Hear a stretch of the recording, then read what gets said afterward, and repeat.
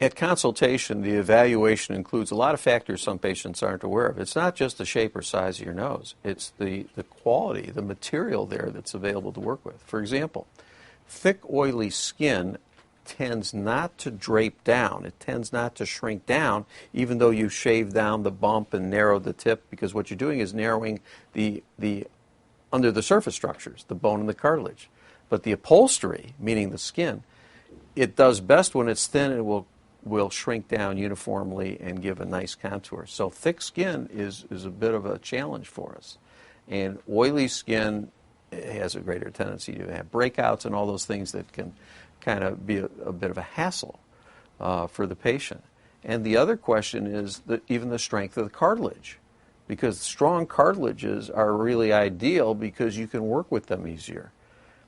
People have very soft cartilage. There's a very narrow window in which you can work, because if you're a little overzealous and take out too much, that cartilage is so weak that often the nose will start to kind of collapse and dip down.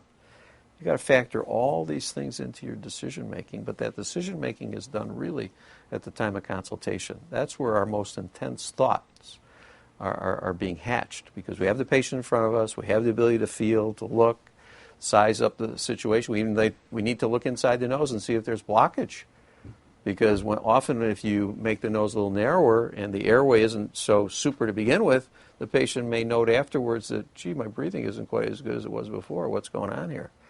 So that patient probably needs to have the discussion about, I think we need to open up your air passages a little bit while we're there.